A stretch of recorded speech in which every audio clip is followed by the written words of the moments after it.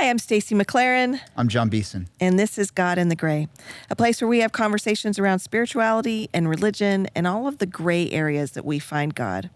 We do consider this a conversation as we would be around a table. We encourage you to pull up a chair. Leave your remarks and comments down below. We are so glad that you joined us. We are definitely real people at a real church in Tucson, Arizona. We work at New Life Bible Fellowship. And once again, we are so glad that you joined us.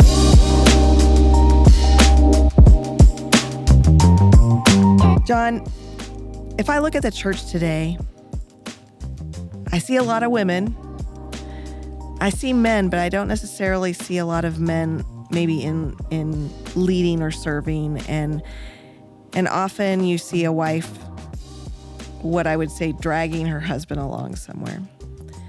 Has the church left men behind? It seems like that. It seems as though things are geared more towards women, maybe. I know that's can't possibly be the truth, but it sure does seem like that. What's your perspective and your take on that? Yeah, I think, well, and then there's become this whole really kind of counter movement. I say counter movement because I really think it's filling a void and a need. Like, we all have a need for purpose. We all have a need for community. And there's it's not a specific group that's like, has a national coalition, but many people call it the manosphere, a group of different bloggers, talkers, et cetera, who've gained influence among men, especially young men. Gen Z, millennials have been drawn to kind of this group of men who are providing voice where they feel like their voice has been cut off, shut down. They feel afraid in a cultural climate where you just feel like, oh my goodness, there's just grenades everywhere. Like, I don't know. There's mines everywhere. I don't know how to walk through this field. I'm just going to shut up. And where can I find a voice? Where can I find direction? And there's this clear speak direction. Maybe kind of the guard is down, and there's a lot of critiques I could make about specific speakers within that manosphere and kind of platforms. But what I do appreciate is the clarity of that speech, and I understand, I get why there would be such a connection there. And I think it's a fair critique to say, hey, at the church, sometimes we don't provide those types of communities for men. B, sometimes there's a way in which we're so, there's a cowardice, honestly. We water things down. We're too fragile. We're too delicate, and we don't speak directly. And so I get that. And I think that actually in this is a charge to the church to step a little bit more into, hey, the church has to be a place where we can have honest, real conversations. The church has to be a place where we have real relationships man to man. And then I also think there's a challenge in there for guys who are listening to this to say, actually, those kind of communities aren't actually going to get you fully what you actually want and need. Yeah. I would say, like you were mentioning those people. So we're talking about someone like a Joe Rogan or a Jordan Peterson or an Andrew Tate. It's that in your face, straight talking, like right to the point, beefed up talk, which I can see that being appealing, right? You don't want to have to navigate what did that person really say? What did they really mean? And everything like that. I think that the church actually does provide that. If you look at the church groups or what a church provides when a gentleman walks in or finds community in a church, that's the one thing that they find, right, is a good community. A group of people, of men, of women, families, older, younger, that seek to find flourishing for everybody, right? They want all of the men to do well. They want all of the women to do well. And in order to have men grow and succeed and become who they are supposed to be, it does take that face-to-face, but it doesn't necessarily take that toxic, pushy face-to-face. I think that in the church, we provide a sense of purpose, a sense of mission. We have most churches have an overarching mission of what they have prayed about and seek God's direction for their church.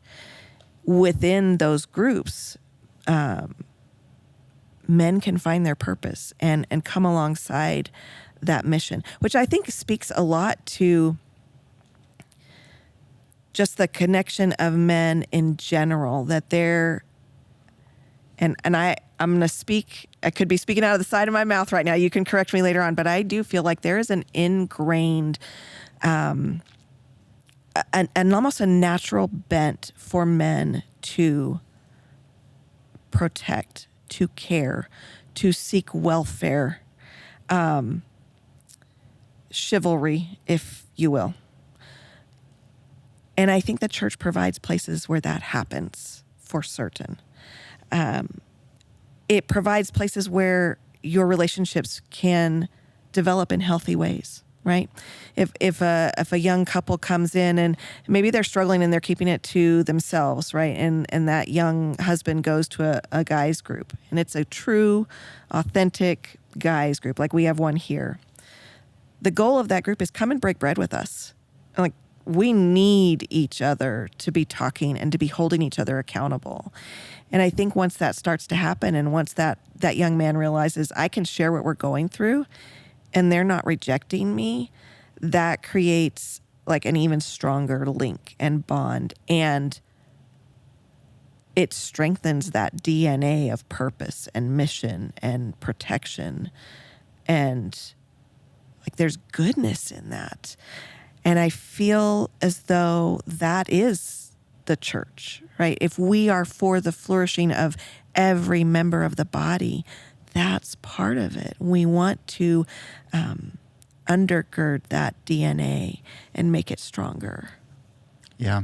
I love that. Like, part of what we're saying is like, part of the power of the church is it's a local community made up of different people where we all can serve a different purpose. Mm-hmm.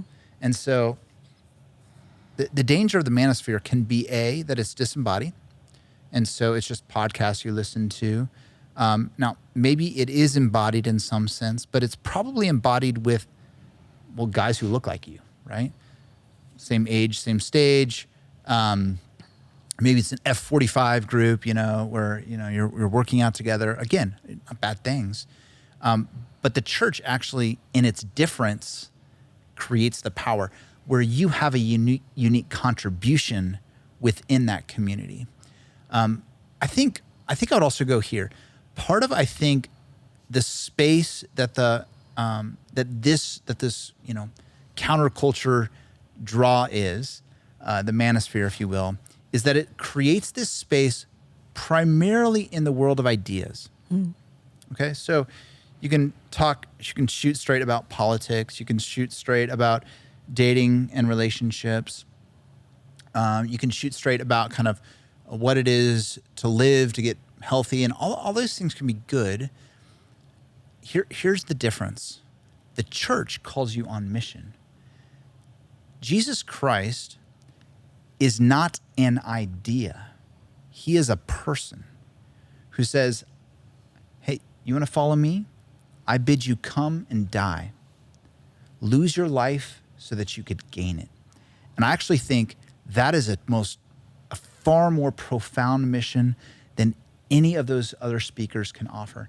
As intriguing as they are, as interesting as their ideas are, they are not ideas that ultimately call you to lose your life for the sake that you might gain it. And I think there's nothing more powerful than that. And here's the invitation of Christ. And I think that there's many, especially I'm speaking to young men, although I think there's older guys in this same camp, who are drawn into this world. And I think that there's probably, like, up here, in this space, you're like, yeah, and I think probably this Christianity thing is right. But these guys are actually dealing with much more interesting kind of stuff. They're shooting straight on politics. They're calling me. They're giving me a sense of purpose. Or I understand, and it makes it simple in terms of how I can live a healthier life and be more productive. And all those things can be good. But the power of the gospel of Jesus Christ is a power that ultimately shapes even the communities that we live in. Because Christ does not just call ourselves to himself, he calls ourselves to the church. And so you can't actually live in this world where you're like, I believe in the idea of Jesus Christ, but the community I'm going to live in is going to be disconnected from him. It's going to be ultimately a community around political ideas or contemporary stoicism, which is really kind of the foundation of much of the manosphere. And those sorts of speakers. Instead, it's a call to a person, the new kingdom of God advancing on this earth. And if you believe in Christ and you believe in what he says, you have to reconcile with the fact that he calls you not just to himself, but he calls you to a community. And why does he call you to that community? Well, for a lot of things. One is for your own benefit, but the other thing is for the benefit of that community. And so if you are opting out of the church, you're opting out of the very call of Jesus Christ in your life. And so I just would challenge you in that and say, like, there's something more for you. I challenge you to look at it again. And maybe the reality for you is, yeah, you're not going to go to the church that your mom took you to when you were a kid, and that's okay. But take another look. Consider. I have a young adult son right now. Right here at New Life, part of a young adult group, part of a group, a discipleship group in which he's being formed. Just this past weekend, they're on a camping getaway where he's there with a group of other young adult men who are processing life, who are sharing their struggles over a campfire together. 2 older guys in that group kind of guiding them. I'd suggest to you, there's something powerful happening in that in terms of life-giving purpose and iron sharpening iron that is actually, I think, the very thing that you're longing for. And my hope is that you're willing to take the risk to step out into real flesh community. Yes, warts and all. Yes, there's going to be people who have different political opinions than you. And I'm going to suggest that's actually good for you. It's actually good for you to step into that place of maturity where you can navigate those differences for the sake of the purposes that God has for you in your life. That's good. Would you say the encouragement to that is not only is it a benefit for the gentleman, the young man, the older man, but when you step into authentic community and you can build that brotherhood, that bond, it actually is a benefit for all the relationships that you have. That's powerful. Yeah. I mean, like, you just go down kind of the psychological research, right? Like, committed churchgoers have the happiest marriages on the planet. Yeah. And my hunch is you want a happy marriage. You want a happy relationship in your life. Committed churchgoers have the highest and healthiest rates of mental health. Now, again, I'm not speaking ill against. I think there's lots of benefits in kind of some of the pieces of that movement. There's a strong push towards health, toward caring for your body that I think is actually super helpful, and I commend that. There's a call toward responsibility, which I really appreciate. All of those things are good. I just say, hey, I think actually that responsibility is even higher than you think it is. And it's found ultimately in your creator, not in a talking head on a podcast platform. That's so good. Thank you for sharing your heart, because I can't speak into that much.